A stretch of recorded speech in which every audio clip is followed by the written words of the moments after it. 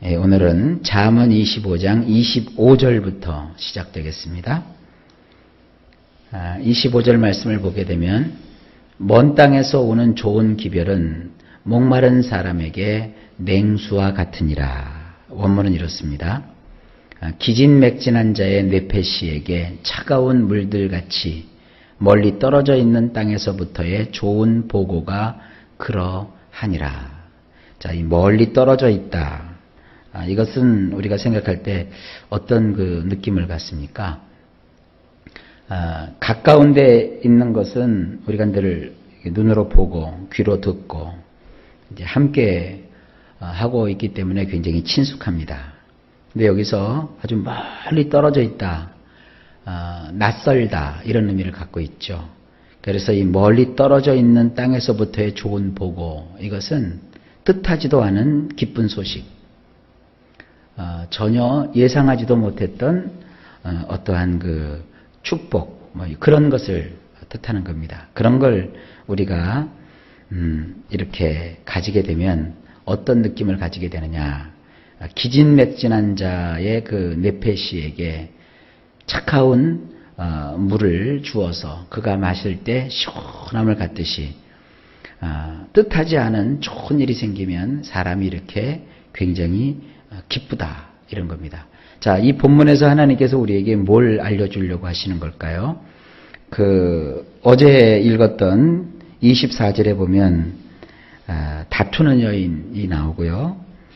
그 다음에 그 23절에 보게 되면 북풍이 비를 일으키는 것처럼 참수하는 혀는 사람의 얼굴에 분을 일으킨다. 이 가까운 데서 계속 다툼이 있고, 그리고 바람이 불고, 그래서 비가 오듯이 사람이 참수하는 혀에서 나오는 그런 그 숨겨진 이야기들, 그래서 나를 비난하고 조롱하는 이야기들, 그게 얼마나 심란해요. 이제 그런 그 상황하고 굉장히 대조가 되는 거예요. 자, 여기서 새벽이니까 많은 얘기는 못 드리겠고, 요 얘기만 하나 드릴게요. 가까운 데서 자꾸 다툼이 있거나 갈등이 있거나 분쟁이 있거나 또 어떤 사람과의 관계 속에서 생기게 되는 여러 가지 괴롭히는 일들이 있다고요. 근데 세상은 그것만 있는 거 아니에요. 가까운 게만 있는 게 아니라 먼 곳도 있는 거예요. 어느 날 그곳에서 좋은 소식이 우리에게도 들릴 수 있는 거예요. 그러니까 여기서 우리가 볼 수 있는 것이 뭡니까? 기대예요, 기대. 소망이에요. 둘러싸여진 그 상황만 보게 되면 우중충하고 우울하고 괴롭고 견디기 어려운 그런 상황이 있다고요. 거기서 사람들은 뭘 경험해요? 좌절하게 되고 절망하게 되고 끝났다고 생각하게 되고 나에겐 아무런 소망도 없다고 생각할 수 있어요. 그러나 하나님이 우리에게 은혜를 주셔서 마치 기진맥진하고 맥이 쫙 빠졌을 때 시원한 물 한 잔이 얼마나 그 속을 시원하게 해줍니까? 그렇게 찬물이 우리에게 시원함을 가져다 주듯이 전혀 뜻하지 않은 저 먼 곳에서의 좋은 소식이 여러분에게 답지할 수 있도록 해주시는 겁니다.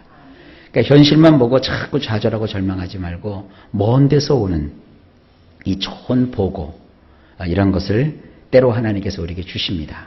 그래서 여러분도 인생이라고 하는 것은 앞만 보지 마시고 먼 곳에서부터 하나님이 주시는 뭔가도 있는 거예요. 기대를 가지고 소망을 가지고 삶을 살아가라. 이것이 뭐냐? 지혜이다. 그래서 현실을 보고 눈앞에 닥친 위기와 다툼과 어려움 상황에서 좌절하고 포기하고 낙심하지만 말고 먼 곳에서 들려오는 좋은 소식이 있게 마련이니 그것을 가지고 희망을 가지고 살아가라. 여러분, 희망은 절대로 놓아서는 안 됩니다. 자, 그 다음에 26절. 의인이 악인 앞에 굴복하는 것은 운물이 흐려짐과 샘이 더러워짐과 같으니라. 원문을 보면 이렇습니다.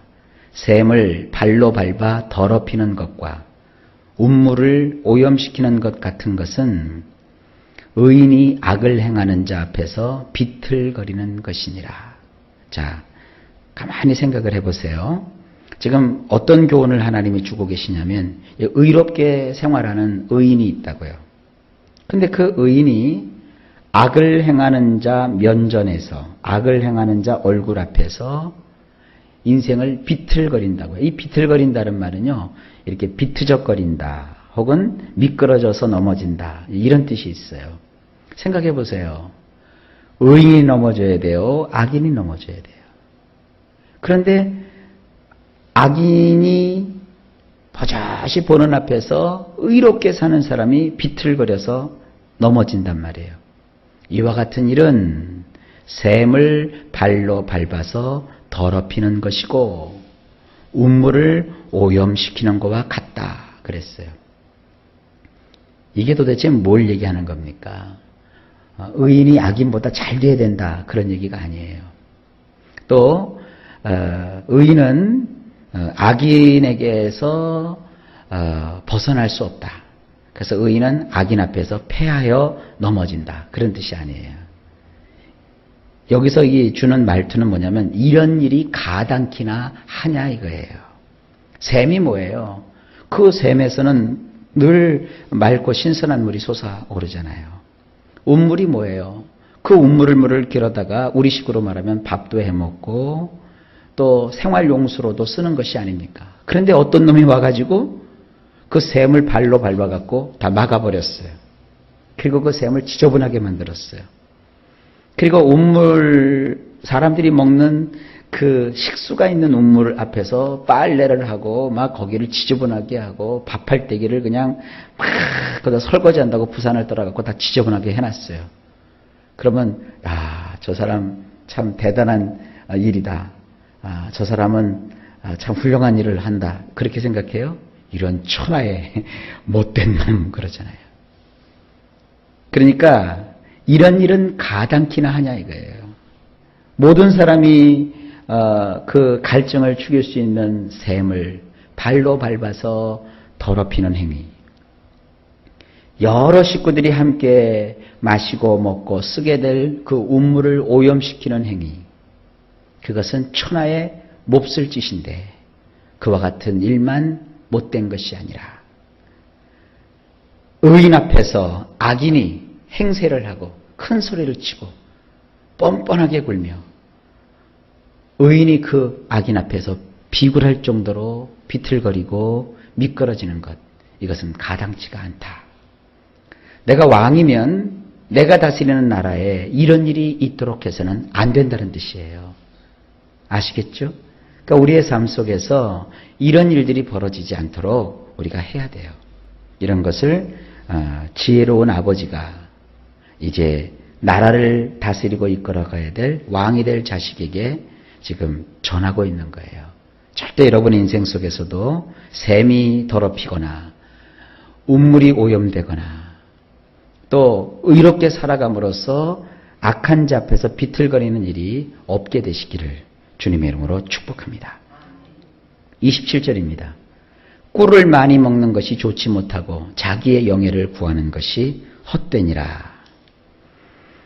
원문은 이렇습니다. 꿀을 너무 많이 먹는 것은 좋지 않고 자신의 영광을 찾아대는 것은 영광스럽지 못하니라. 꿀장사 하시는 분들은 이런 말씀 보면 되게 싫어하실 거예요.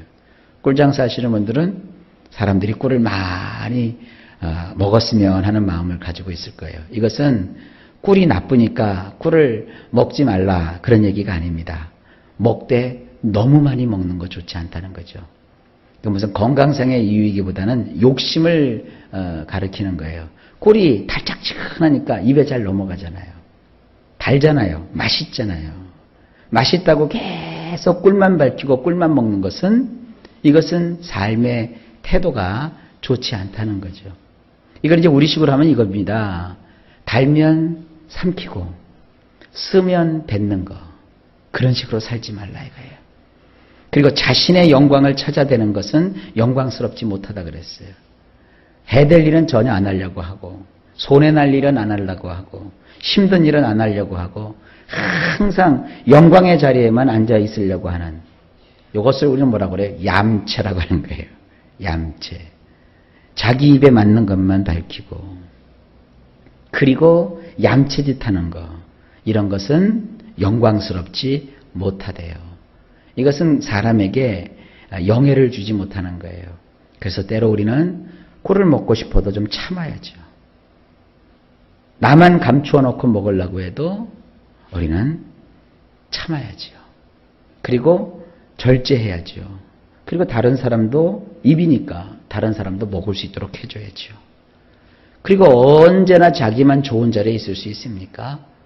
나도 좋은 자리를 원하지만 나와 같이 다른 사람도 그 자리를 원하는 거예요. 그러니까 좋은 것은 어떻게 해야 돼요? 돌려가면서 함께 해야지요. 이런 것이 지혜라는 겁니다. 그리고 항상 높은 자리, 좋은 자리, 그것만 차지하는 것이 능사가 아닙니다. 때로는 다른 사람에게 그걸 나누어주고 베풀어주고 또 남을 선대하는 것, 이것이 지혜라고 성경이 가르쳐주고 있는 겁니다. 자, 그 다음에 마지막으로 28절. 자기의 마음을 제어하지 아니하는 자는 성읍이 무너지고 성벽이 없는 것과 같으니라. 자, 이게 조금 전까지 했던 말씀들의 결론 부분입니다. 원문을 보면 이렇습니다. 성이 무너져 버리면 성벽이 없어지는 것 같이 자기의 영혼을 삼가지 않는 자는 그와 같으니라. 그렇죠. 성이 무너져 버렸는데 성이 무너졌다는 건 뭡니까? 성벽이 무너져 내렸다는 거 아니겠습니까? 성이 무너졌다는 것은 성벽이 없어져 버리는 것과 같은 것이듯이 우리의 영혼을 삼가하지 않으면, 이 영혼은 네페시와 다른 거예요. 루아흐예요. 루아흐. 우리 내면의 부분이에요. 자기의 정신, 자기의 생각, 자기의 양심, 자기의 판단, 이런 것을 뜻하는 겁니다.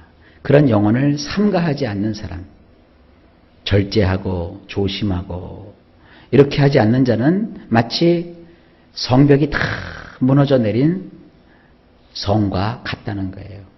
자, 앞부분에 다 그렇게 나와 있죠. 절제하지 못하고 참지 못하고 그리고 자기만 막 알고 자기 이성만 차리고 자기 입맛만 따지고 이런 사람들은 자기를 절제하지 못하는 자들이에요. 결국 그의 삶은 어떻게 되느냐? 무너져 내린 성벽과 같다는 거예요. 그러니까 무엇보다도 제일 중요한 게 뭐냐 하면 내 마음을 잘 다스리는 거예요. 내 마음을 잘 다스릴 줄 알면 사실 신앙생활하면서 시험 들 것도 없어요. 이렇게 같이 살면서 남에게 어려움 줄 것도 없고 다른 사람들 때문에 내가 마음에 힘든 그런 과정을 겪을 이유도 없어요. 왜냐하면 내가 내 자신을 잘 다스리고 치리할 수 있기 때문입니다. 여러분, 오늘도 하나님 앞에 마음을 다스릴 수 있는 그런 능력을 주십사 하고 기도하셔서 다 받아 누리실 수 있기를 바랍니다. 여러분, 마음을 잘 지키십시오. 마음에서 행복도 만들어낼 수 있고 마음으로부터 불행하다는 마음도 가질 수가 있는 거예요. 마음을 잘 여러분 삼가하실 수 있기를 바랍니다. 자, 오늘도 하루가 시작되었습니다. 일마다 때마다 주께서 여러분들에게 평강을 주시고 복된 한 날이 되시기를 예수님의 이름으로 축복합니다.